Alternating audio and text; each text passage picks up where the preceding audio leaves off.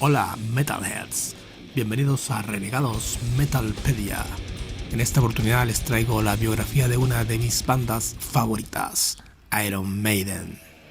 La historia comienza el día de Navidad de 1975 cuando Steve Percy Harris, nacido en Waltham Forest, Gran Londres, Inglaterra, el 12 de marzo de 1956, crea una de las bandas de heavy metal más importantes de todos los tiempos. El grupo lo componían Dave Sullivan y Terry Lance en las guitarras, Ron Rebel Matthews en la batería, Steve Harris en el bajo y Paul Day en la voz.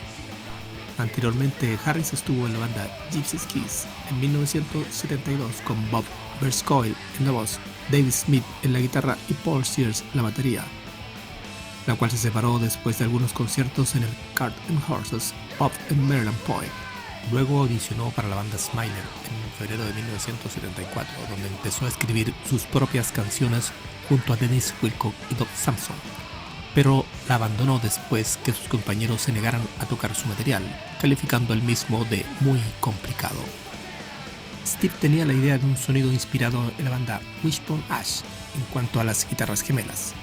Desde ese momento surgieron canciones que hoy en día son emblemáticas para la banda, como Transylvania, Rothschild o Innocent Exile. El 1 de mayo de 1976 tuvo lugar el primer concierto de la banda en el Cart and Horses Pub en Londres. Desde entonces la banda empezó a crecer más y más con cada presentación. El nombre Iron Maiden significa doncella de hierro y se le ocurrió a Harris al ver un instrumento de tortura en la película The Man in the Iron Mask, el hombre de la máscara de hierro, de Mike Newell. El mismo era un ataúd de metal con docenas de clavos, llamado La Doncella de Hierro, donde encerraban a sus víctimas hasta la muerte. En medio de una presentación en el Cart and Horses, Harris recibió una llamada para decirle que ya había otra banda con ese nombre, pero tal era la seguridad por parte de él y el resto de la banda, en especial Ron Rebel Matthews, en lo que estaban haciendo, que sin importarles nada siguieron adelante con el nombre y la banda. Paul Day, el vocalista, fue sustituido poco después por el cantante anterior de la era Smiler, Dennis Wilcock, que si bien no tenía una gran voz como Paul Day, sí tenía bastante presencia. Wilcock a su vez le recomendó a Steve un talentoso guitarrista llamado Dave Murray, admirador al igual que Harris de Wishbone Ash, Fleetwood Mac, Free, Genesis, UFO, Deep Purple, Jimi Hendrix, etc. Y a su vez era seguidor y admirador de lo que estaba haciendo Iron Maiden en sus diversas presentaciones en Londres. La idea de integrar a Dave Murray era la de formar una banda con 6 miembros y 3 guitarristas, tal cual es la realidad de la banda hoy en día.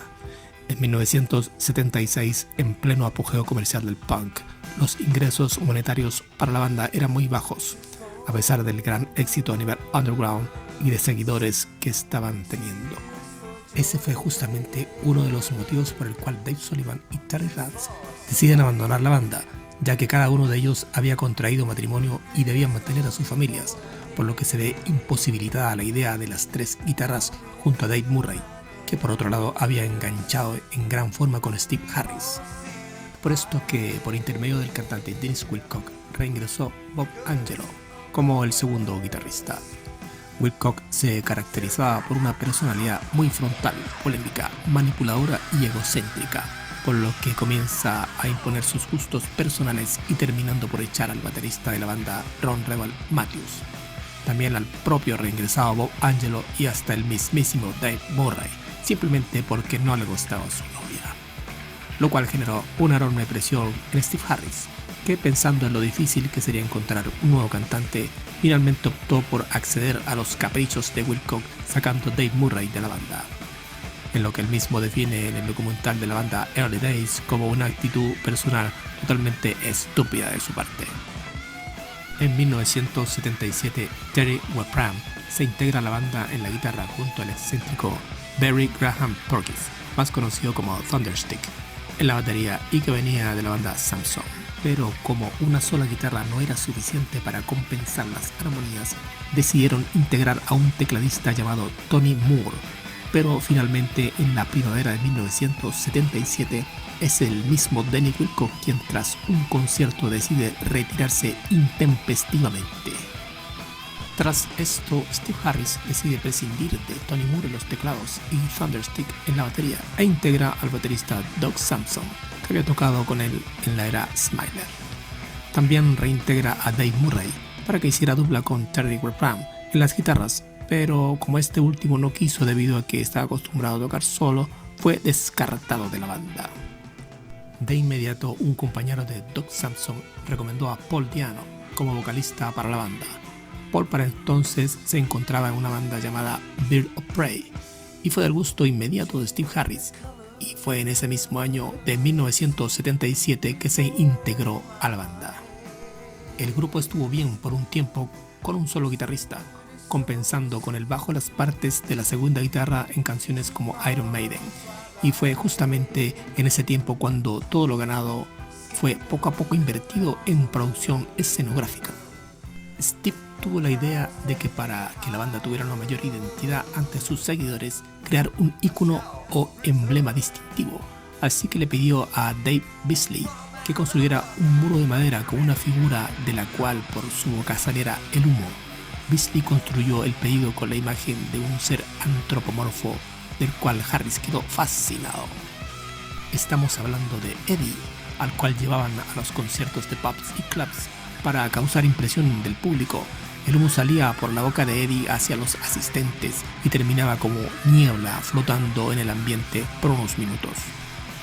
Ganó tanta fama Eddie que cuando firmaron el contrato con EMI, Steve pidió conservar la mascota y la tipografía con la cual escribían el nombre de la banda, para así usar ambas en la portada del disco, por lo que Harris pidió un diseño a cuerpo completo. En tiempos en que el punk reinaba las calles de Londres, algunas disqueras sugirieron a Harris que cambiara la imagen de su grupo, que se cortasen el pelo y que adaptaran la música a los tiempos que corrían. Sin embargo, Steve tenía una idea muy clara de cómo quería que fuera su grupo y el tipo de música que querían tocar.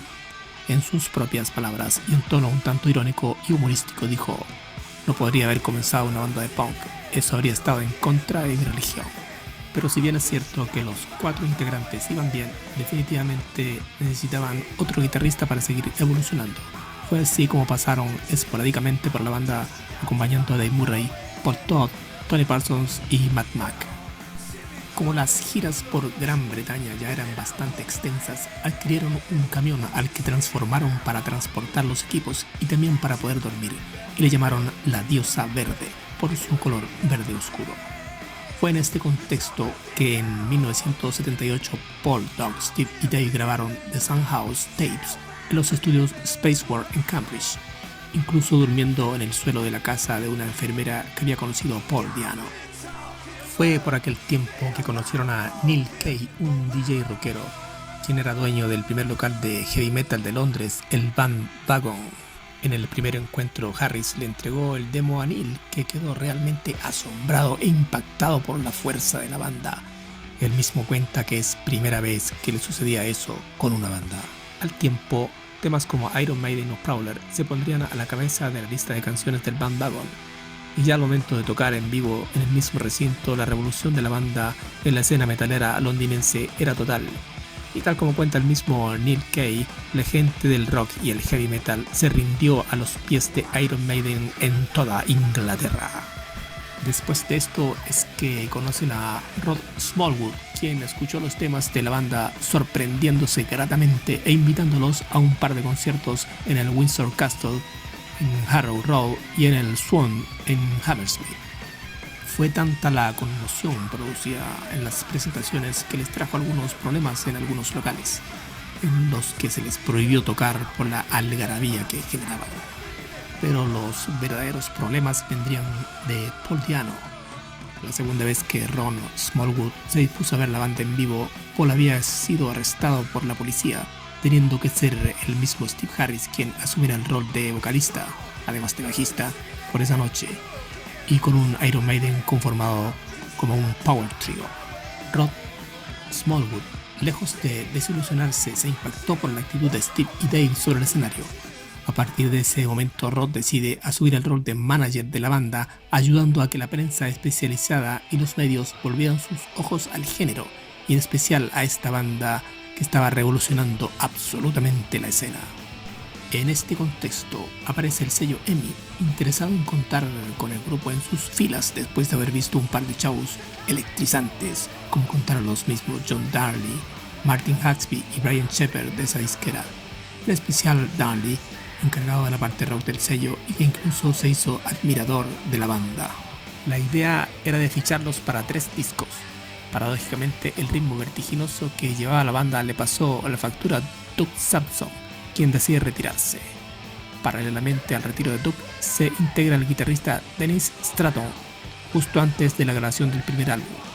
Y es el mismo Stratton justamente quien lleva a Clive Burr para reemplazar a Doug Sampson en los tambores, quedando de este modo lista la agrupación que plasmaría la esperada y siguiente grabación. El manager Rod Smallwood logró que Brian Shepherd, presidente del sello discográfico EMI, presenciara el histórico concierto de la banda en el Club Marquee en 1979, el cual calificó como electrizante. Una semana más tarde, Iron Maiden firmaba contrato con la compañía discográfica. En diciembre de 1979 graban Iron Maiden, con Paul Di'Anno en la voz, Steve Harris en bajo y coros, Dave Murray en guitarra, Clive Burr en batería y Dennis Stratton en guitarra y coros, celebrando además la edición del primer sencillo oficial, Running Free, que rápidamente escalaba a las listas británicas hasta posicionarse en el puesto 34. El 14 de abril de 1980 lanzaron oficialmente el esperado primer álbum de estudio con el nombre Iron Maiden.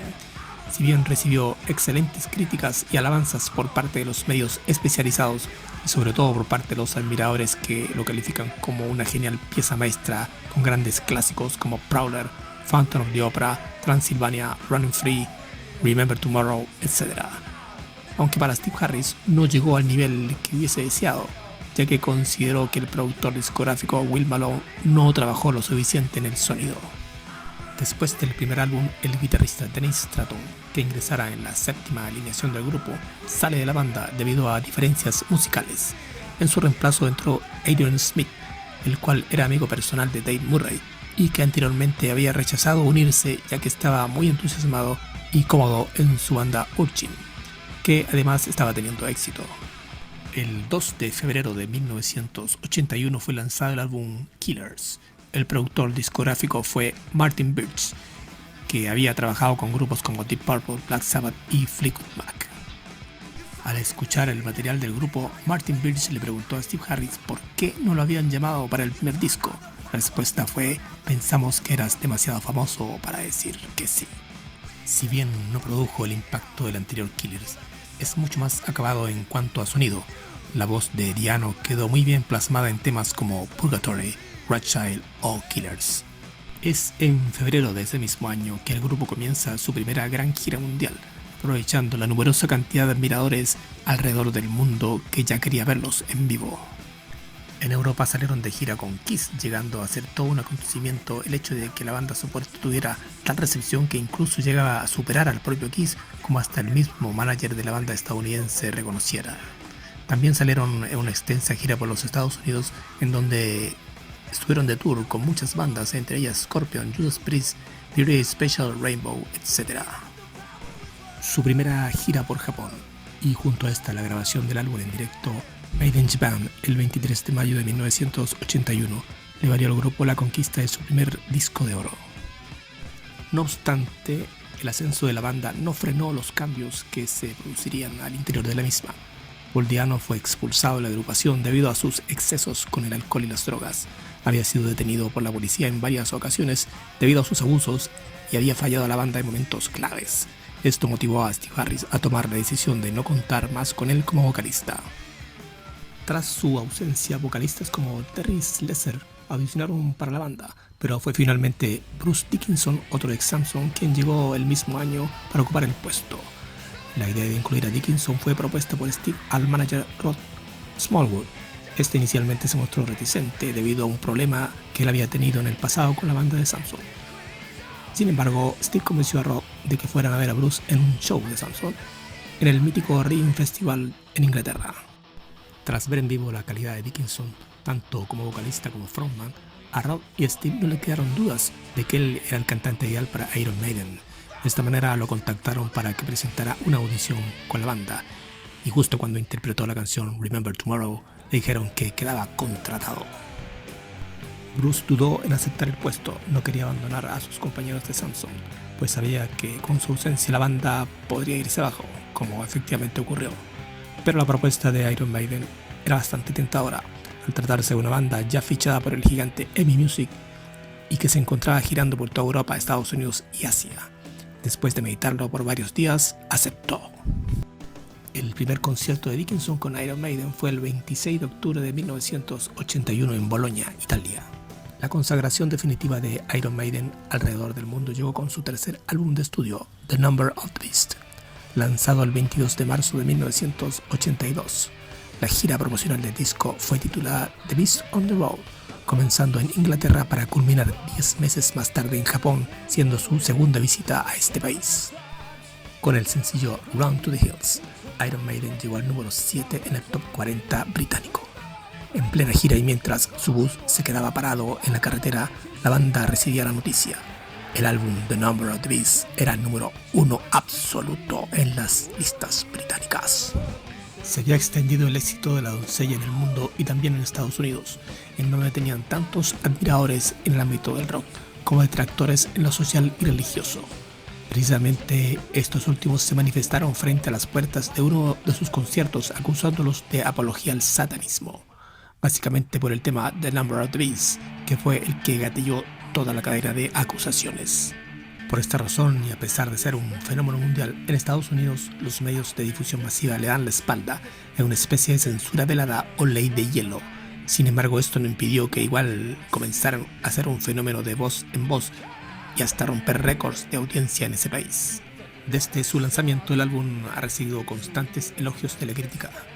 AllMusic lo describió como sencillamente uno de los mejores álbumes de heavy metal que se hayan publicado. Sputnik Music lo nombró como un clásico en el mundo del metal, mientras que BBC Music alabó los complejos arreglos del disco. Antes de la edición de su siguiente álbum, se produjo un cambio más en la formación de la agrupación. Clive Burr abandona la banda por problemas personales y una cierta incapacidad para seguir con el ritmo y éxito de la banda.